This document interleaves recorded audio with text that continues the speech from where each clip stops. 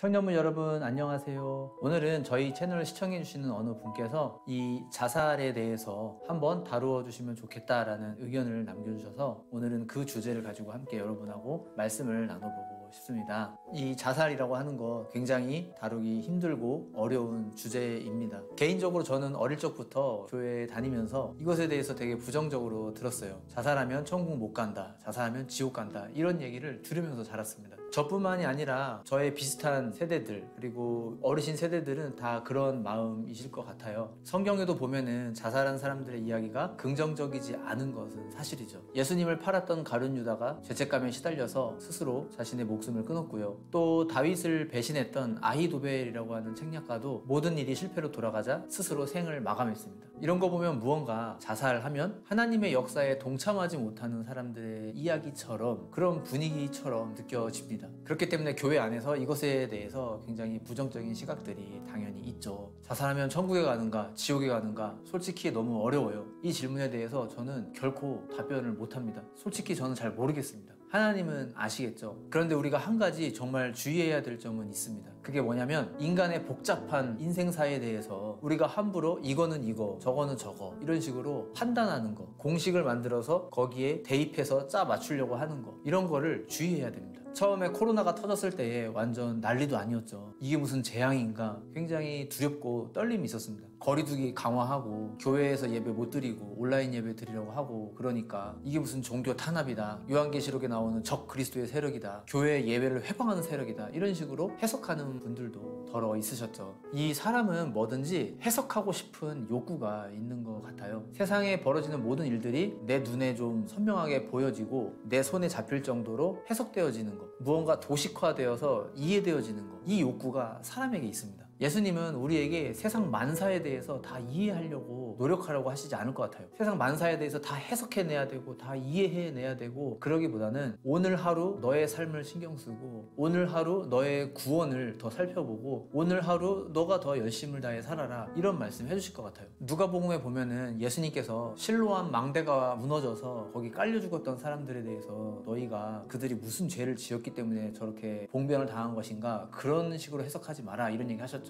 그러면서 너희가 회개하지 않게 되면 그들이 갑자기 죽음을 당했던 것처럼 너희도 갑자기 멸망당하게 될 것이다, 이런 얘기 하셨죠. 그 사람들에 대해서 해석하려고 하지 말고 오늘 지금 너의 구원을 살펴라, 오늘 지금 너의 경건을 살펴라, 이 얘기입니다. 바로 이런 관점에서 저는 생각하고 싶습니다. 너무 깍두기 썰듯이 각지게 결론을 지으려고 하는 모습은 좀 좋지 않은 것 같아요. 왜 장로교에서는 견인이라는 교리가 있잖아요. 구원받기로 예정된 하나님의 자녀는 반드시 하나님께서 어떻게든 구원의 자리까지 끌고 간다, 이 얘기죠. 그래서 이 견인의 교리를 이야기하는 사람은 성도의 자살을 보면서 저 사람은 하나님의 끝까지 견인해 주시지 않았으니까 실제로 신자가 아니었다는 게 증명되는 거 아닌가? 이렇게 해석하고 싶은 충동에 빠질 수가 있습니다. 이 영상을 보시는 분들은 그렇게 칼같이 해석하지 않으셨으면 좋겠어요. 그 존 파이퍼라는 목사님이 계시는데요, 그분이 이런 얘기를 하신 적이 있습니다. 과연 저 사람이 참된 신자였는지 참된 신자가 아니었는지를 저 사람 인생의 그 마지막 그 순간 하나만 보고 어떻게 판단할 수 있을까? 과연 그 사람의 삶의 모든 행위가 다 중요할 텐데 왜 마지막에 보인 그 행위 하나만 가지고 결정적인 요인으로 삼아야만 하는가? 과연 그렇게 해도 되는가? 그렇지 않다. 하나님은 그의 삶 전체를 보실 것이다, 이런 비슷한 얘기를 하신 적이 있습니다. 저도 그분의 의견에 동감하는 입장입니다. 그리스도인이 너무 우울해서 너무 절망적이고 너무 힘들어서 잠시 동안 극단적인 좌절에 빠져서 복음의 빛을 잠시 잃어버렸을 때 그런 일이 벌어질 수 있는가? 그런 일이 벌어질 수 있다. 이게 그 존 파이퍼 목사님의 얘기거든요.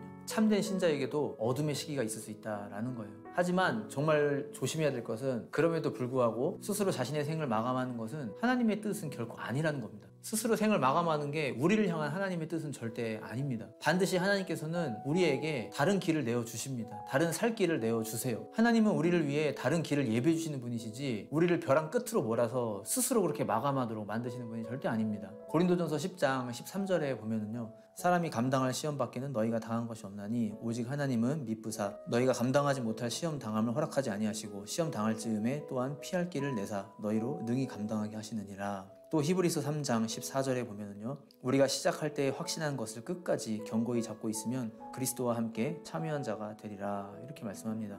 정말 극심한 우울감과 극심한 좌절감에 빠져서 허우적댈 때 그때 우리가 끝까지 실낫 하나 같은 그 희망 하나 붙잡을 수 있는 것, 그게 바로 이겁니다. 내가 처음 가졌던 그 믿음 끝까지 붙잡는 것. 반드시 나에게 더 좋은 길을, 더 나은 길을 주실 수 있다는 것, 그거 포기하지 않는 겁니다. 그러니 여러분, 정말 죽을 것처럼 고통스럽고 하루하루가 바람 잘 날이 없고 너무 버티기 힘들 때 이를 악물고 눈물을 머금고 하나님 앞에 신음이라도 하면서 부르짖기라도 하면서 그러면서 같이 살아냅시다. 몇 년 뒤에 우리에게 무슨 일이 생길지 우리가 알 수 없잖아요. 우리의 느낌은 사실이 아닙니다. 사람이 깊은 우울감과 절망에 빠지게 되면 그 느낌에 우리 스스로가 속게 됩니다. 거기에 속지 마시고요. 성경 말씀이 가리키고 있는 것을 끝까지 붙잡고 쓰러져도 그쪽을 향해 시선을 끝까지 두고 그러고 힘을 내어서 함께 살아냈으면 좋겠습니다. 하나님께서 저를 포함해서 이 영상을 보시는 모든 사람들의 인생 가운데 섭리하시고 주관하셔서 가장 좋은 길로 인도해 주시기를 간절히 소망합니다. 청년을 위한 오브 메시지 여기서 마치도록 하겠습니다. 감사합니다.